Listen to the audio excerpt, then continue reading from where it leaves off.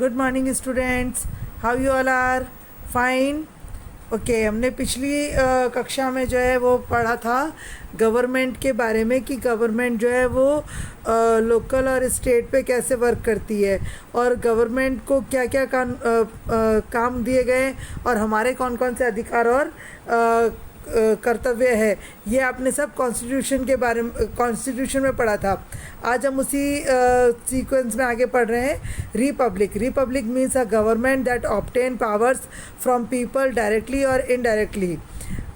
Republic का मतलब होता है प्रजातंत्र। ओके, प्रजातंत्र का मतलब ये होता है कि सरकार को जो शक्तियाँ मिलती है वो डायरेक्टली लोगों के द्वारा या इनडायरेक्टली लोगों के द्वारा दी जाती है। We have adopt a democratic republic system of government, which mean that powers are not limited in the hand of a few privileged people. Republic का मतलब ये होता है कि ऐसा प्रजातांत्रिक सिस्टम जिसमें सरकार के किसी भी कुछ लोगों के हाथों में जो है वो पावर सीमित नहीं होती है बल्कि सबके पास में स्थायी होती है। Rather it is accessible to all the citizens irrespective of their caste, class, religion और gender। इसमें जो प्रजातंत्र का मतलब क्या, सारे जो नागरिक हैं वो जो है अपने जाति, अपनी श्रेणी, अपने धर्म, अपने लिंग के आधार पर अपने अधिकारों का प्रयोग कर सकते हैं। यहाँ देखिए, things to know is very important. Any common person, man और women, be it a hawker or a vegetable vendor can become the sarpanch of a village.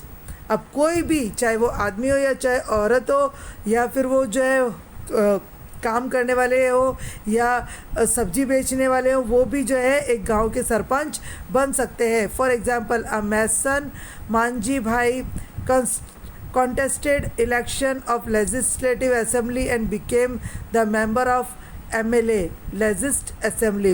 यानी कि एक जो मैसन का मतलब क्या, जो कारीगरी का काम करते हैं, ठीक है, जो मज़दूर का काम करते थे, यानी जो मकान बनाने का काम करते थे, वो मांझी भाई जो है वो उन्होंने इलेक्शन लड़ा और क्या बन गए, MLA बन गए। अब यहाँ पे देखिए सेंट्रल गवर्नमेंट किस तरीके से काम करता है।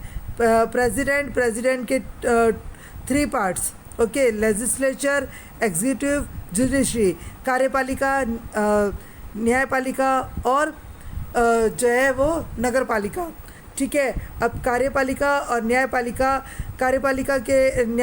के और ये फिर आता है यहाँ पे देखो लेजिस्लेटिव में पार्लियामेंट आ रहा है। पार्लियामेंट में कौन कौन से आ रहे हैं, लोकसभा और राज्यसभा। यहाँ पर कार्यपालिका में देखो ये तो है कानूनी प्रक्रिया, ये एग्जीक्यूटिव क्या है, कार्यपालिका है, प्राइम मिनिस्टर और काउंसिलिंग ऑफ मिनिस्टर। जुडिशरी में क्या आता है, सुप्रीम कोर्ट आता है, यानी न्यायपालिका में सुप्रीम कोर्ट। स्टेट गवर्नमेंट, आपने ये पढ़ा सेंट्रल गवर्नमेंट का। अब देखिए स्टेट गवर्नमेंट का।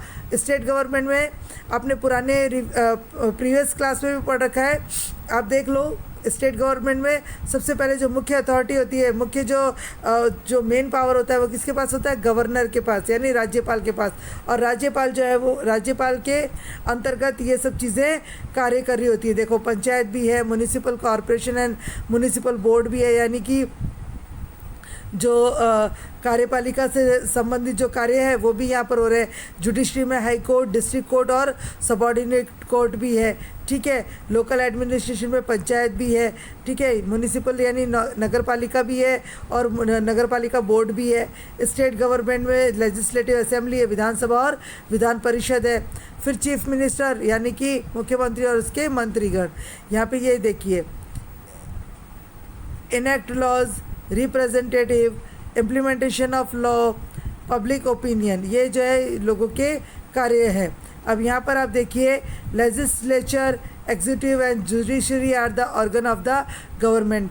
कार्यपालिका, विधायपालिका और नगर पालिका, ये जो है गवर्नमेंट के 3 ऑर्गन्स है। लेजिस्लेचर यानी कि विधायपालिका makes a law, executive with the help of civil service officer implements the law and judiciary make people follow the law and does the work of providing justice.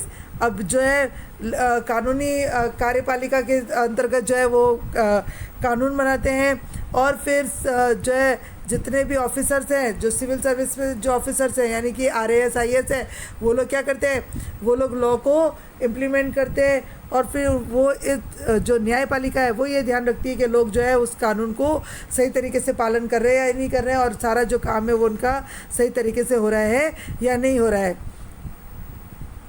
Gujarat also has Vidhan Sabha, council of ministers and high court. ठीक है, federal state, India is a federal state मतलब बहुत सारे राज्यों का संकलन। There is a distribution of subjects on which the central और the state governments can frame law. अब सेंट्रल और स्टेट गवर्नमेंट क्या करते हैं, कानून बनाते हैं। There are 3 such list, union list, state list and concurrent list.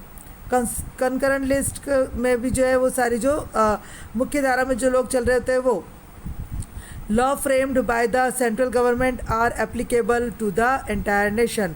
अब सेंट्रल गवर्नमेंट में जो भी न्याय बनाए, जो भी कानून बनाए जाते हैं वो पूरे उसमें संभाग में करवाए जाते हैं।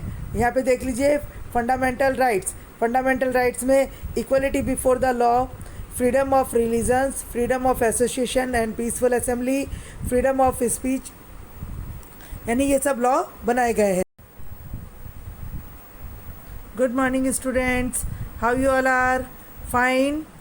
ओके, हमने पिछली कक्षा में जो है वो पढ़ा था गवर्नमेंट के बारे में कि गवर्नमेंट जो है वो लोकल और स्टेट पे कैसे वर्क करती है और गवर्नमेंट को क्या क्या काम दिए गए और हमारे कौन कौन से अधिकार और कर्तव्य है। ये आपने सब कॉन्स्टिट्यूशन के बारे में, कॉन्स्टिट्यूशन में पढ़ा था। आज हम उसी सीक्वेंस में आगे पढ़ रहे हैं। Republic means a government that obtain powers from people directly और इनडायरेक्टली।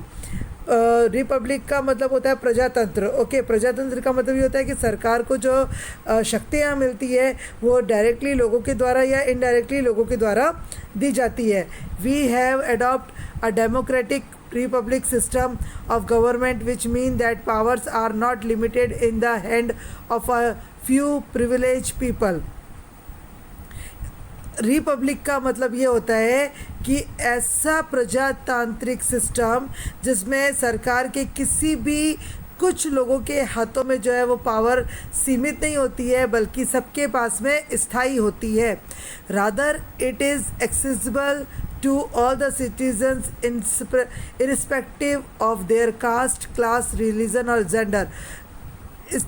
इसमें जो प्रजातंत्र का मतलब क्या, सारे जो नागरिक हैं वो जो है अपने जाति, अपनी श्रेणी, अपने धर्म, अपने लिंग के आधार पर अपने अधिकारों का प्रयोग कर सकते हैं। यहाँ देखिए, things to know is very important. Any common person, man और women, be it a hawker or a vegetable vendor can become the sarpanch of a village. अब कोई भी, चाहे वो आदमी हो या चाहे औरत हो या फिर वो जो है काम करने वाले हो या सब्जी बेचने वाले हो, वो भी जो है एक गांव के सरपंच बन सकते हैं। फॉर एग्जांपल, अ मैसन मांझी भाई contested election of legislative assembly and became the member of MLA legislative assembly. यानी कि एक जो मैसन का मतलब क्या, जो कारीगरी का काम करते हैं, ठीक है, जो मज़दूर का काम करते थे, यानी जो मकान बनाने का काम करते थे, वो मांझी भाई जो है वो उन्होंने इलेक्शन लड़ा और क्या बन गए, MLA बन गए। अब यहाँ पे देखिए सेंट्रल गवर्नमेंट किस तरीके से काम करता है। प्रेसिडेंट के 3 parts, okay, legislature, executive, judiciary, कार्यपालिका, न्यायपालिका और जो है वो नगर पालिका। ठीक है, अब कार्यपालिका और न्यायपालिका के और ये फिर आता है, यहाँ पे देखो लेजिस्लेटिव में पार्लियामेंट आ रहा है। पार्लियामेंट में कौन कौन से आ रहे हैं, लोकसभा और राज्यसभा। यहाँ पर कार्यपालिका में देखो ये तो है कानूनी प्रक्रिया, ये एग्जीक्यूटिव क्या है, कार्यपालिका है, प्राइम मिनिस्टर और काउंसिलिंग ऑफ मिनिस्टर। जुडिशरी में क्या आता है, सुप्रीम कोर्ट आता है, यानी न्यायपालिका में सुप्रीम कोर्ट। स्टेट गवर्नमेंट, आपने ये पढ़ा सेंट्रल गवर्नमेंट का। अब देखिए स्टेट गवर्नमेंट में आपने पुराने प्रीवियस क्लास में भी पढ़ रखा है, आप देख लो। स्टेट गवर्नमेंट में सबसे पहले जो मुख्य अथॉरिटी होती है, मुख्य जो मेन पावर होता है वो किसके पास होता है? गवर्नर के पास, यानी राज्यपाल के पास। और राज्यपाल जो है वो राज्यपाल के अंतर्गत ये सब चीज़ें कार्य कर रही होती है। देखो पंचायत भी है, municipal corporation and municipal board भी है, यानी कि जो कार्यपालिका से संबंधित जो कार्य है वो भी यहाँ पर हो रहे हैं। जुडिशरी में हाई कोर्ट, डिस्ट्रिक्ट कोर्ट और सबॉर्डिनेट कोर्ट भी है, ठीक है। लोकल एडमिनिस्ट्रेशन में पंचायत भी है, ठीक है। म्युनिसिपल यानी नगर पालिका भी है और नगर पालिका बोर्ड भी है। स्टेट गवर्नमेंट में लेजिस्लेटिव असेंबली है, विधानसभा और विधान परिषद है। फिर चीफ मिनिस्टर यानी कि मुख्यमंत्री और उसके मंत्रीगण। यहाँ पे ये देखिए, enact laws, representative, implementation of law, public opinion, ये जो है लोगों के कार्य है। अब यहाँ पर आप देखिए, legislature, executive and judiciary are the organ of the government.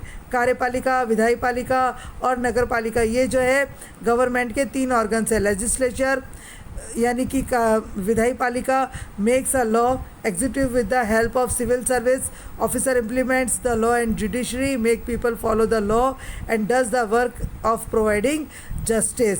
अब जो है कानूनी कार्यपालिका के अंतर्गत जो है वो कानून बनाते हैं, और फिर जो है जितने भी ऑफिसर्स हैं, जो सिविल सर्विस में जो ऑफिसर्स हैं यानी कि RAS IAS है, वो लोग क्या करते हैं? वो लोग लॉ को इम्प्लीमेंट करते हैं। और फिर वो जो न्यायपालिका है वो ये ध्यान रखती है कि लोग जो है उस कानून को सही तरीके से पालन कर रहे हैं या नहीं कर रहे हैं, और सारा जो काम है वो उनका सही तरीके से हो रहा है या नहीं हो रहा है। Gujarat also has Vidhan Sabha, council of ministers and high court, ठीक है। Federal state, India is a federal state. Federal state मतलब बहुत सारे राज्यों का संकलन। There is a distribution of subjects on which the central और the state governments can frame law. अब सेंट्रल और स्टेट गवर्नमेंट क्या करते हैं? कानून बनाते हैं। There are 3 such list, union list, state list and concurrent list. Concurrent list में भी जो है वो सारी जो मुख्य धारा में जो लोग चल रहे होते हैं वो law framed by the central government are applicable to the entire nation. अब सेंट्रल गवर्नमेंट में जो भी न्याय बनाए, जो भी कानून बनाए जाते हैं वो पूरे उसमें संभाग में करवाए जाते हैं। यहाँ पे देख लीजिए, फंडामेंटल राइट्स में equality before the law, freedom of religions, freedom of association and peaceful assembly, freedom of speech, यानी ये सब लॉ बनाए गए हैं।